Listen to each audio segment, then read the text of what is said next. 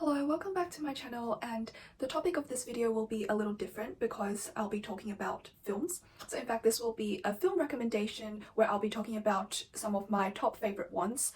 And this will be the first part of two videos because I don't think there's enough time to fit all of them in one video, so let's get started. Firstly, most of the films that I'm recommending are not like the very blockbuster Hollywood films that everyone knows, even though some of them are famous in the sense that they've won awards, but it's not very commercial in the sense that most people get to know about it. So which is why I want to make this recommendation. This isn't perfectly based on how much I really enjoy like the process itself of watching the film, but more based on two principles. And the first one is how meaningful the message is behind it, so if it has a really interesting thought-provoking message. And the second is the artistic achievement of the film itself, or maybe like its structure, its camera work and acting, and how well it portrays the sorts of messages that it's conveying. The way I'm going through these films is not in any specific order of the first ones I like more and the next ones I like less, but it's just a randomized order.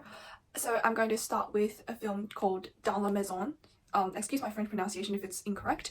It's a French film and the title can be translated directly as In the House. A very interesting question explored in the film is where we should draw the line between fictional creation and real life experiences of the author when we read a book. Because we know that every author tends to project part of his or herself into the work. So the question is how much? So it's about a boy called Claude Garcia who is writing a story based on his observation of the family of his friend Raphael Altol, and he gives the story kind of like in weekly installments to his literature professor Germain to read, and his professor correspondingly gives him feedback on his work. He says things like, sometimes when you write stories you can't base it completely on what you actually observe of your friend, but you need to make kind of changes, inventions to create climax and interest and etc. But gradually throughout the film we suddenly realize that we have lost a sense of what part of Claude's story is real and what part isn't, and Germain himself has also lost that understanding. So we're kind of we as the audience, we are kind of in the same shoes as his professor who is reading Claude's work. When we know that part of Claude's story is fictional, but we don't know which parts, the story starts growing in audacity, and it shows kind of like the Artaud family breaking down, shows him watching the couple having sex, him having sex with his friend's mother, and which I won't spoil, but it leads to a very chaotic situation where everything is just breaking down, it's all very fucked up. And that was when his professor realized something is wrong, and his professor was like, is this real or not? But Claude wouldn't tell him whether it's real or not. And we as the audience, because the film really cuts the scenes so well and kind of deals with this ambiguity so well, that we also are living with the confusion and the panic of, is this horrible situation real? Is this a result of Claude infiltrating into their lives, or is it his creation? And near the end, there are some really dark twists as the mixing of reality and fiction becomes more and more extreme and everything becomes very confusing, but it's very exciting, and there are a lot of like really thought-provoking, dark and unexpected twists, and that really like makes you think about the relationship between artistic creation and real life and where we draw the line. And another personal reason why I really liked the film was it literally reeks of Proustian influence. The way that Claude spies on his friend's family is really similar to how Marcel spies on like the family of his different aristocratic friends in that famously long novel In Search of Lost Time. So the idea of the gaze and the detail and the imaginations, it's so similar. It has like such a Proustian vibe to it that that just really caught my fancy. This next film I'm going to talk about is not very well known. It's a Japanese one called Double Life. This film is based on very explicit philosophical underpinnings. The protagonist Tama is a PhD student in philosophy, and her thesis is to explore the concept of what it means to exist in contemporary Japan. So in order to do this, her professor Shinohara suggests that she undertake a task of stalking someone. So basically she chooses a random subject on the street, and it has to be random, she can't know that person in any way, and she has to basically follow him without letting him know. Through this, the film offers a really interesting take on what it means to exist. So we have in philosophy Descartes' famous formulation, I think, therefore I am, and that's what it consists of, to exist, and that's kind of been like the canonical way of understanding it throughout centuries. What this film says is that it actually takes a lot more for someone to qualify as existing in our contemporary social context. It actually explores many different forms of existing, and all of which require sort of external testimony, so it's more than just I think, therefore I am. The film really discusses the idea of existence in a lot of layers, and it's very complex, and there are a lot of ways to interpret the duality of existence existence that the title suggests, and I do have a very detailed analysis of what its message is in this film review article that I wrote, and I will put the link down below. In this video, I will just mention a few significant points. What it advocates is that each person in our current society should exist in at least two ways. So the first way is obviously the I think therefore I am advocated by Descartes. The second way should be via the external recognition by some person, or in our context, some form of technology can work as well. And another main idea is that people can fabricate dual existences, as implied in the title Double Life, and that's what Shinohara does. So he has his real life, but he also creates a fake life for his dying mother to see, and he records that fake life on different videos and pictures on his phone. So it's kind of like if someone picked up his phone and kind of examined his life through the footage of it, and then they will see only his fake life. And another point made in the film is raising this very complex question of when one's consciousness is completely like infiltrated with the existence and experience and life and thoughts and everything of another, which is what happens to Tama when she stalks that man, then the subject, in that case Tama, may start to doubt whether her own consciousness can really testify to her own existence, or is it testifying to the existence of another, aka the man that she's stalking. And in this process she kind of experiences a loss of self.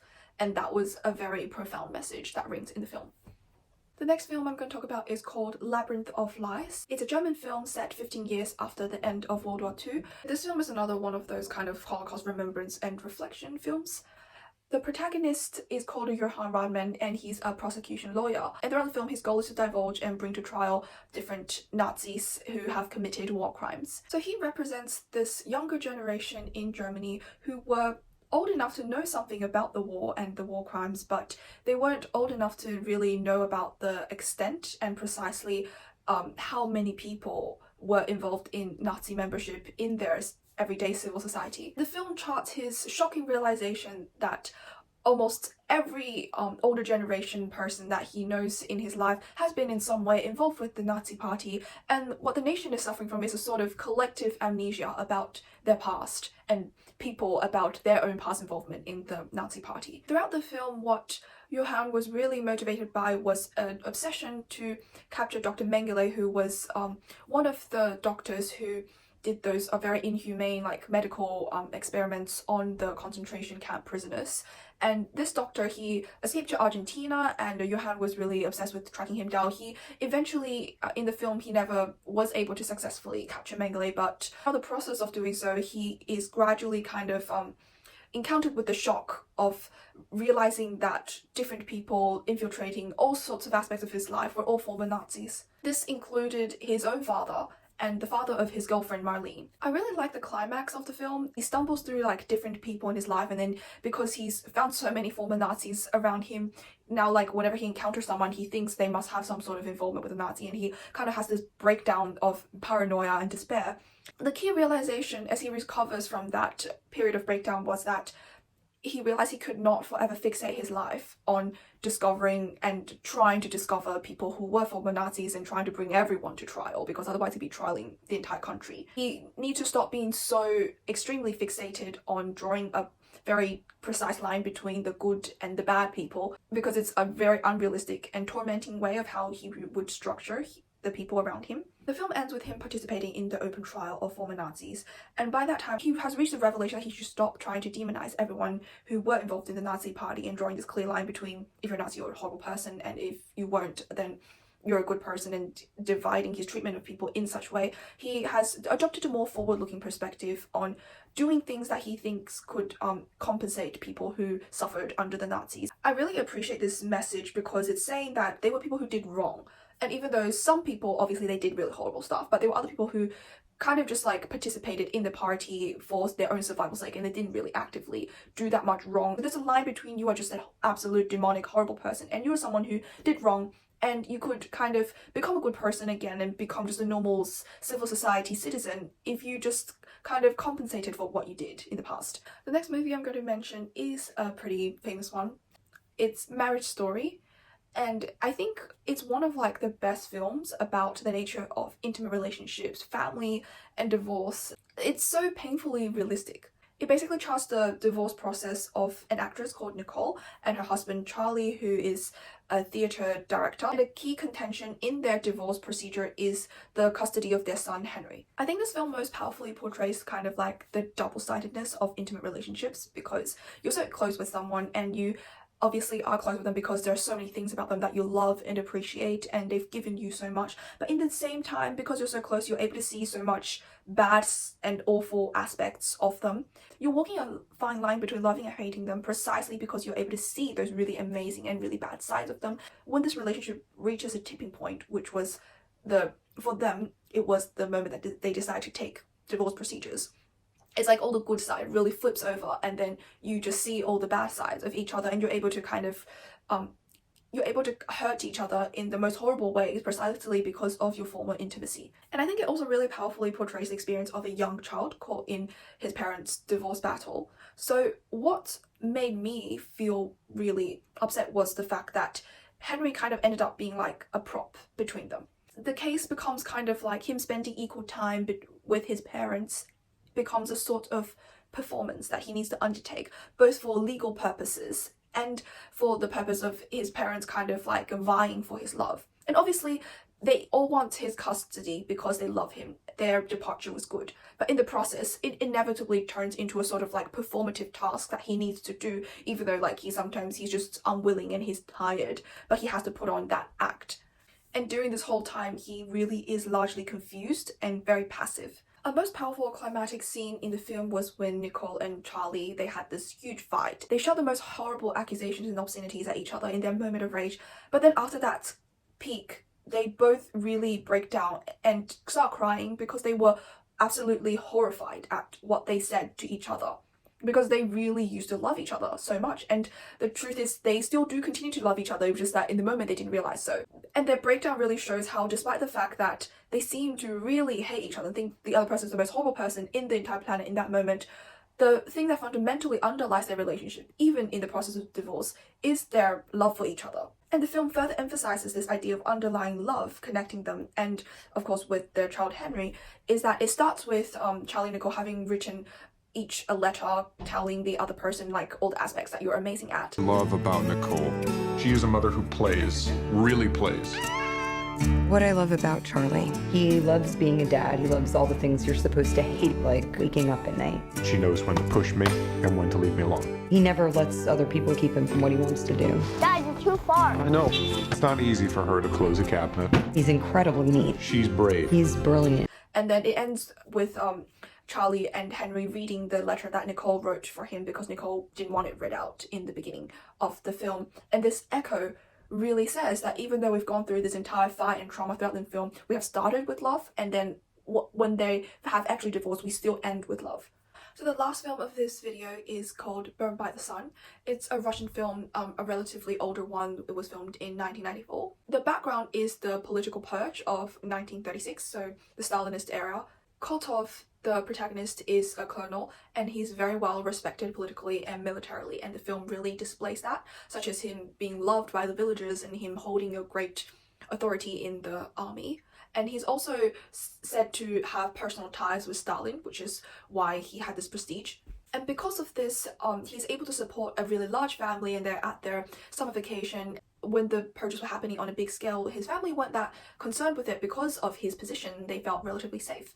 I think what really took me in the film was that it was able to simultaneously kind of portray this really idyllic sort of summer vacation that people are taking at the dacha, and this really strong, dark underlying current of political tension and the danger of purges and this sort of political oppression towards the civilians from the military.